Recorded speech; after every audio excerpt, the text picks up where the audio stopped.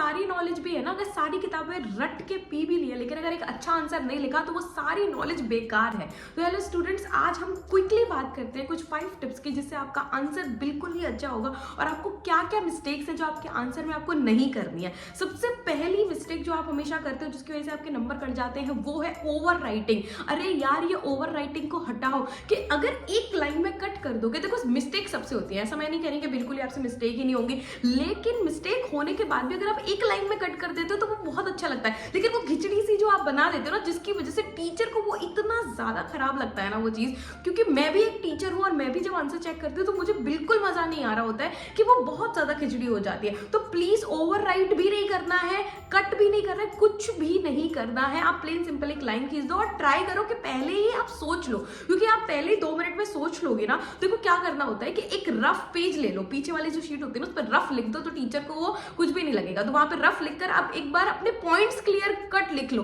कि ये मुझे एग्जाम में डालना है। तो इससे आपको ये भी हो जाएगा कि जो आपके अच्छे पॉइंट्स होंगे ना वो आप पहले लिख पाओगे। ठीक है, सेकंड चीज जो आपको हमेशा याद रखनी है वो ये है कि सीक्वेंस मत तोड़ो। देखो सीक्वेंस का मतलब ये नहीं है कि मैं 1 से लेकर जो 35 तक का है वो ऐसे ही सीक्वेंस करूंगी, नहीं, मुझे अपना टाइम मैनेज भी करना है। तो मुझे सबसे पहले बड़े आंसर, मेरा तो हमेशा ये रहता है कि बड़े आंसर पहले अटेम्प्ट कर लो।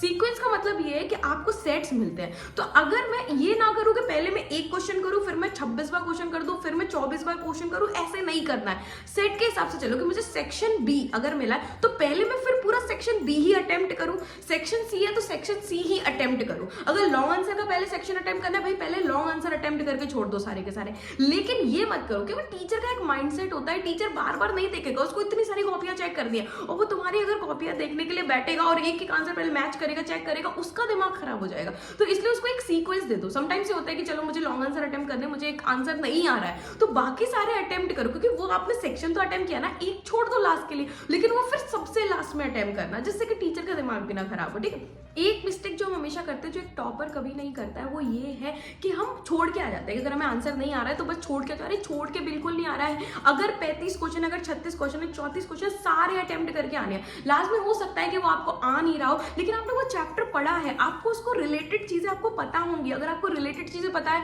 पॉइंट में आंसर नहीं बन रहा है मत बनाओ, पैराग्राफ में तो बना के आओगे, छोड़कर कुछ भी नहीं आना है। पेपर पूरा अटेम्प्ट करना, चाहे आपको 1 मार्क्स भी मिल रहा होगा ना, 1 मार्क्स से गेम चेंज हो जाता है और वो पूरा 1 मार्क्स आपकी डिवीजन तक चेंज हो जाती है। वो वहां मिल रहा होगा वो आपको नहीं मिलता है क्योंकि आप उसको छोड़ के ही आ गए, आपने अपनी जो चांस थे वो गवा दिए। तो कभी भी पेपर को छोड़ के नहीं आना है, तो ओवर राइटिंग नहीं करनी है पेपर में। पेपर में आपको पहले ही सोचना है, रफ वर्क करके आओ, पहले सोचो और फिर लिखो।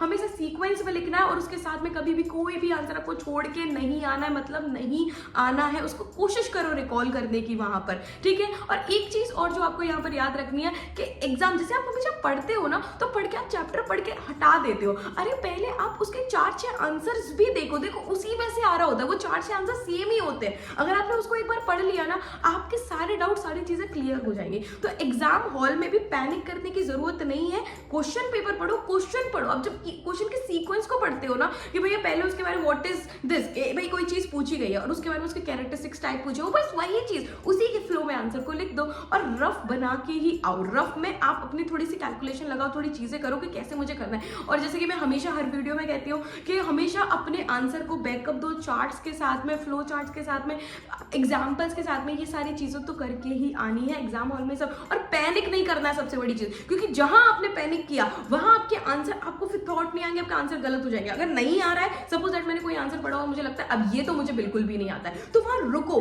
सांस लो, दूसरा ट्राई करो, दूसरा अटेम्प्ट करो, उसको वहीं पर छोड़ दो। फिर जब लास्ट में उसके लिए थोड़ा सोचो कि हाँ मैंने ये चैप्टर पढ़ा था, इसमें ये चीजें थी, तो कुछ तो रिलेटेबल लिख के आओगे ना। तो बिल्कुल पैनिक तो करना ही नहीं है। और एक चीज और, वो दूसरे जो कह रहे हैं ना उनकी बातों को नहीं सुना कि उन्होंने कितना पढ़ लिया, उसको साइड रखो और अपने एग्जाम पे फोकस करो। All the best.